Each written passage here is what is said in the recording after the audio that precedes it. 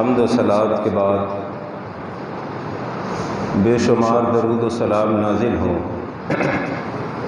اللہ کے تمام برگزیدہ بندوں پر، بالخصوص ہمارے آخری نبی جناب محمد الرسول اللہ صلی اللہ علیہ وسلم کی ذات گرامی پر، جن سے رب العزت نے اپنا دین، اپنی شریعت، اپنے احکامات اپنے بندے تک پہنچائے، اور پیارے نبی کریم صلی اللہ علیہ وسلم نے پوری امانت و دیانت کے ساتھ اللہ کے پیغام کو اس کے بندوں تک پہنچایا۔ آپ پر بے شمار درود و سلام نازل ہے۔ قرآن کریم کی ایک چھوٹی سی آیت کریمہ خطبہ جمعہ کے لیے پڑھی گئی ہے۔ اللہ تبارک و تعالی نے اس آیت کریمہ کے اندر اپنے بندوں کے روزمرہ کی زندگی کے حالات کو اس انداز میں بیان فرمایا ہے جو قیامت تک کے لیے لوگوں کے اندر پائی جانے والی چیز ہے۔ اس کی وضاحت پیارے رسول صلی اللہ علیہ وسلم کی حدیث کرتی ہے۔ آج اصل میں معاشرے کے بلکہ مسلمانوں کے حالات اتنے خراب ہو چکے ہیں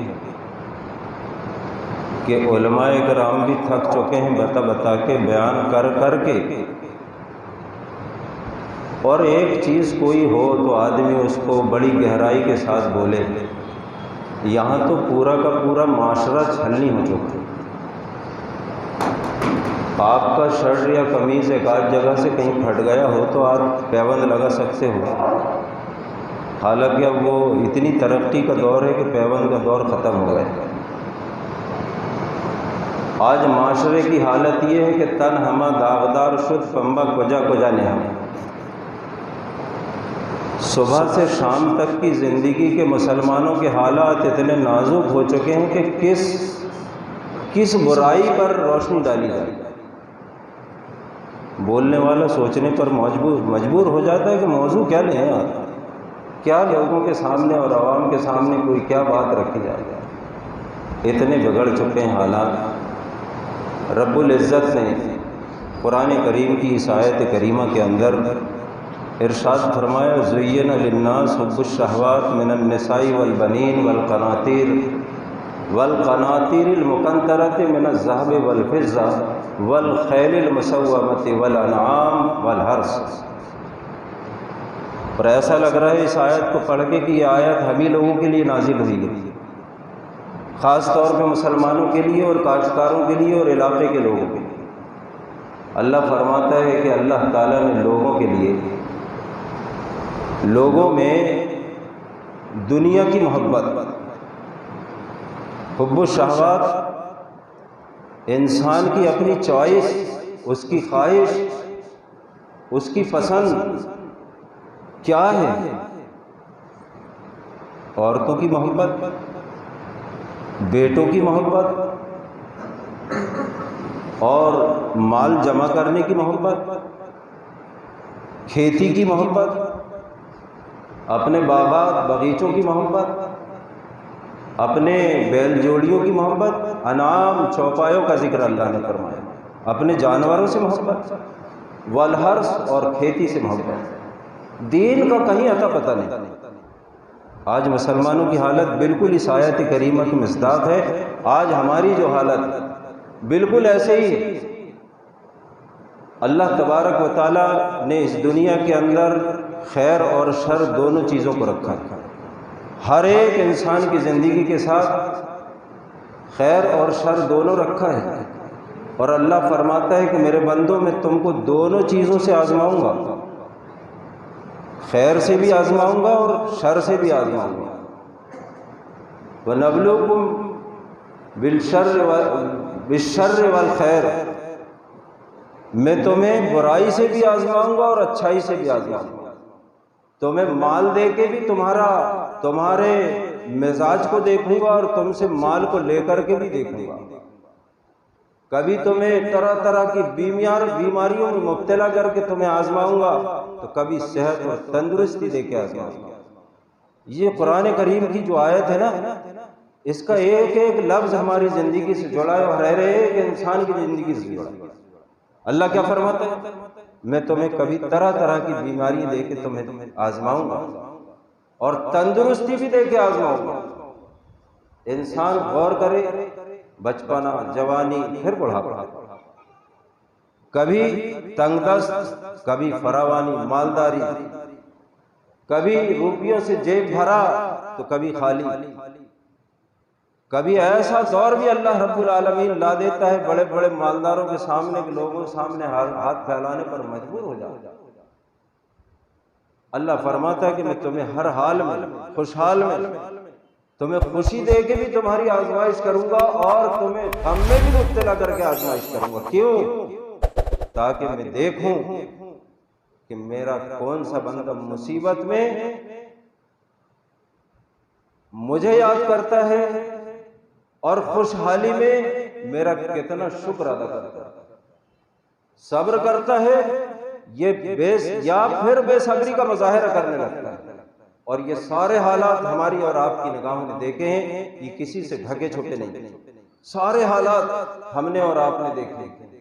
آج اس دنیا کے اندر فتنوں کا بازار گرم ہے، پل پل میں فتنہ، اور اللہ نے تو فرمایا کہ میرے بندو میں تمہیں آزماؤں گا، تمہیں فتنے میں مبتلا کروں گا، تمہیں اولاد بھی دے کے، تمہیں مال دے کے۔ اللہ فرماتا ہے انما اموالکم واولادکم فتنہ۔ یہ خوبصورت اولادیں، یہ خوبصورت چہرے، یہ اولادوں کی بہتات 8-8 10-10 رب کریم نے دیا ہے۔ کیوں دیا ہے؟ فخر کرنے کے لیے، غرور و گھمنڈ دکھانے کے لیے نہیں، اللہ دے کے یہ دیکھنا چاہتا ہے کہ میں نے تجھے ایک نہیں کئی اولادوں سے نوازا ہے۔ ان اولاد کی قدر ان سے پوچھو جن کو اللہ نے بانجھ رکھا ہے، اور اس اولاد کی قدر ان سے پوچھو جن کو دے کے واپس لے لیا۔ اللہ فرماتا ہے انما اموالکم واولادکم فتنہ، تمہاری اولاد اور تمہارے مال تمہارے لیے آزمائش کا ذریعہ ہے، فتنہ ہے، تمہارے لیے آزمائش کا ذریعہ اور تمہارے لیے فتنہ ہے۔ بسا اوقات نہیں بلکہ اکثر و بیشتر آج مسلمانوں کی حالت یہ ہے کہ اولاد کی خاطر یا پھر اپنے مال کی خاطر اللہ کے ذکر سے آج پورا کا پورا مسلمان خالی، غافل ہے، غافل۔ اور اتنی بری حالت، جبکہ ہونا کیا چاہیے تھا؟ رب کریم نے ہمیں نعمت سے نوازا ہے، اولاد جیسی نعمت سے نوازا ہے، مال جیسی، دولت جیسی نعمت سے نوازا ہے، ہونا چاہیے تھا ہم اس کے شکر گزار ہوں، لیکن ہم اس کے نافرمان ہیں، بن رہے ہیں، بنتے چلے آ رہے ہیں۔ اور اللہ تعالیٰ نے اسی بات سے آگاہ اور متنبہ کیا۔ آج انسان آج انسان اپنے اولاد کی محبت میں مگن ہو کر، اولاد کی محبت میں پھنس کر رب کریم کے ذکر سے غافل ہے، اللہ کی یاد سے، اس کے عتاب و عذاب سے، اس کی پکڑ سے، اس کی گرفت سے انسان غافل ہو چکا ہے۔ مال کی محبت میں اتنا گرفت ہو چکا ہے، اتنا گرفت ہو چکا ہے کہ اللہ کے ذکر کو بھی بھول گئے، جبکہ دینے والا کون ہے؟ ہم سب آج کا مسلمان اس بات سے غافل اور بے بہرہ نہیں ہے، سب کچھ معلوم ہے کہ دینے والا اللہ رب العالمین اور لینے والا بھی وہی ہے۔ جب چاہے گا رب کریم ایک لمحے میں پورا نچوڑ لے گا۔ یہ اللہ کی قدرت اور اس کی طاقت اور اس کی قوت، یہ اس کا کرشمہ۔ تو اللہ نے فرمایا کہ انما اموالکم واولادکم فتنہ، تمہاری اولاد، تمہارے مال تمہارے لیے فتنے ہیں، تمہارے لیے آزمائش کا ذریعہ ہے۔ لیکن آج کا مسلمان اپنی اولاد اور اپنے مال کی محبت میں اس طرح گرفت ہے کہ رب کریم کے ذکر کو پورے طریقے سے بھلا چکا ہے۔ اب اس کو بتانے کی ضرورت نہیں ہے، ایک ہر ایک انسان اس آیت کریمہ کو سمجھ رہا ہے۔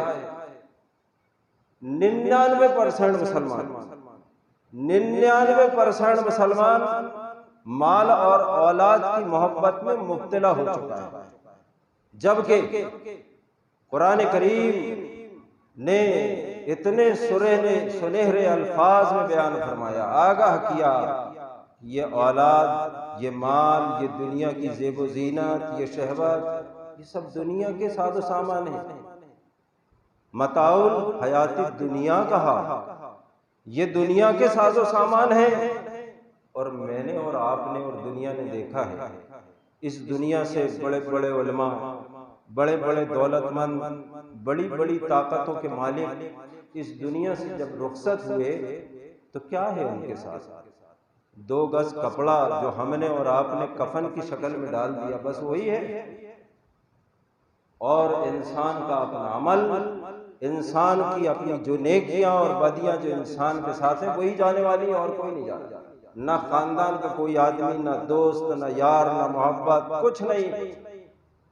یوم یفر المرء من اخیہ وامہ وابیہ وصاحبتہ وبنیہ لکل امرئ منہم یومئذ شأن۔ اس دن کو یاد کرو، ان اولاد کی محبت میں پھنس گئے ہو، مال کی محبت میں گرفت ہو گئے ہو، اللہ کو بھول گئے ہو، اس دن کو یاد کرو جس دن یہ دنیا میں پیار و محبت والی اولاد، یہ جی جان لگا دینے والی دولت جس کو کمانے میں آدمی حلال و حرام کی تمیز نہیں رکھ رہا، دن اور رات ایک کر رہا ہے، یہ مال، یہ اولاد، یہ ساری کی ساری چیزیں انسان کو سانس کے ختم ہوتی سب چھوڑ دیں۔ تو اللہ نے فرمایا کہ یہ اولاد، یہ مال تمہاری آزمائش کا ذریعہ ہے، ان کی محبت میں پھنس کے تم اللہ رب العالمین کے ذکر اور اس کی یاد سے غافل مت ہو، اور اس فتنے میں مبتلا مت ہو۔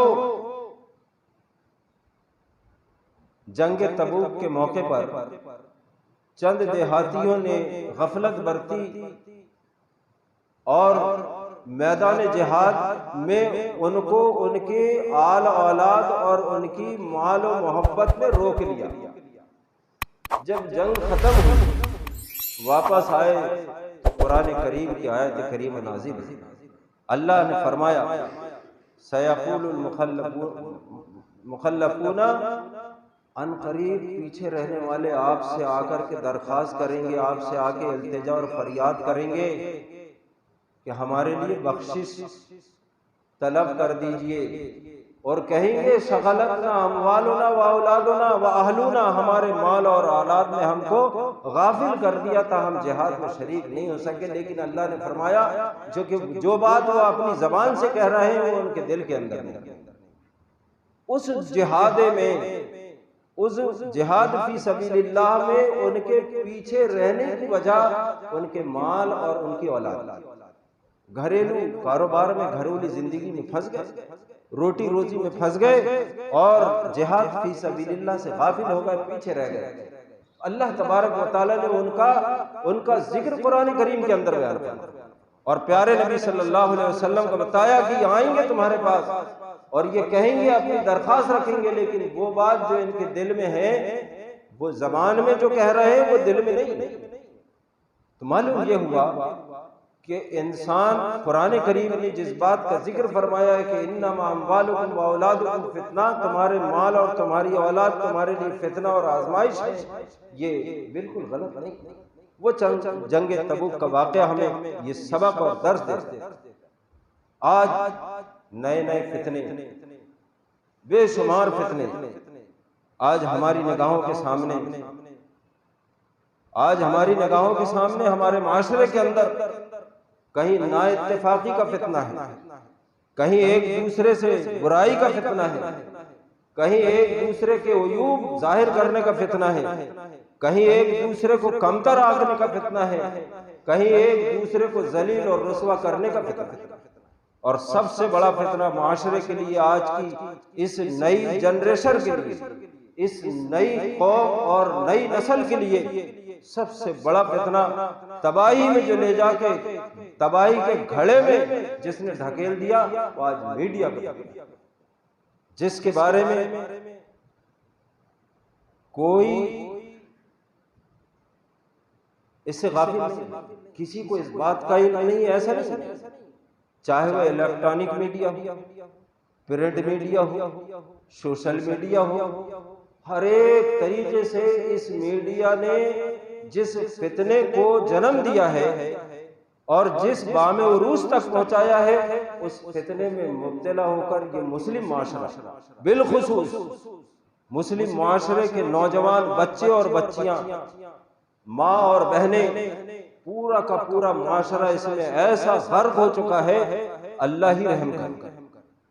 اب یہ معاشرہ اس سے بچنے والا نہیں۔ ایک وقت تھا جب شروع میں ٹی ویاں گھروں میں آئی تھیں تو علماء کرام اس منبر سے جب ٹی وی کی برائی بیان کرتے تھے، اس کی برائیوں کا ذکر کرتے تھے، تو لوگ جمعہ پڑھنے کے بعد جب باہر نکلتے تھے تو یہ کہا کرتے تھے کہ ملا مولویوں کو بس لے دے کہ ٹی وی کی برائی دکھتی ہے، ملا مولوی بس ٹی وی کے اوپر بولتے رہتے ہیں، لیکن اس کے جو خراب نتائج ہیں آج ہماری نگاہوں کے سامنے۔ پھر اس کے بعد فتنے کا ایک اور جنم ہوا، موبائل، اور پھر اس موبائل کے اندر جس طرح کے فنکشن ہیں اور جس طرح کے سسٹم ہیں، اس نے پورے کے پورے معاشرے کو غرق کر دیا۔ کیسے غرق کر دیا؟ پوری دنیا کی خبریں ویڈیو کے ذریعے، آڈیو کے ذریعے، اور پوری کی پوری پکچر جوں کی توں آج پوری دنیا آپ کے ہاتھ میں موجود ہے۔ آپ جب چاہیں، جہاں چاہیں، جیسے چاہیں، اور ایک پل میں اگر پورے ہندوستان کے اندر کوئی برائی ہوئی ہے تو اس کو آپ فوراً اپنی نگاہوں سے دیکھ لیں اور کانوں سے بھی سن لیں۔ اتنی ترقی کرتی ہے، لیکن اس کا نتیجہ کیا ہے؟ اس معاشرے کی ترقی اور تنزلی میں اس بات پہ غور کیجیے۔ ٹھیک ہے، بڑے فائدے کا ہے، پوری دنیا کا نقشہ ایک لمحے میں آپ اپنی آنکھوں سے دیکھ بھی لیتے ہیں اور اپنے کانوں سے سن بھی لیتے ہیں، لیکن اس معاشرے کو اس کا کیا نقصان ہے، آپ اس پہ غور کیجیے۔ آپ نے اپنے بچے کو ایک 10,000 کا موبائل، کسی کو 20,000 کا موبائل، کسی کو 15,000 کا موبائل دے دیا لے کے، یا اس نے خرید لیا، اب لگا ہے وہ 24 گھنٹے اس میں جتنے قسم کے فنکشن ہیں ساروں کو اس نے کھنگال لیا۔ لڑکے کا بھی وہی حال ہے اور لڑکی کا بھی وہی حال ہے، گھر میں رہنے والی خواتین کا بھی وہی حال ہے اور باہر گھومنے والے مردوں کا بھی وہی حال ہے۔ 24 گھنٹے میں سمجھتا ہوں کہ 18 سے 20 گھنٹے آج اس نسل کا وقت اس موبائل میں ضائع ہو رہا ہے، اسی میں صرف ہو رہا ہے۔ کیا دیکھنا ہے، کیا نکالنا ہے، کیا کرنا ہے، اور اس کا سب سے بڑا نقصان کیا ہوا؟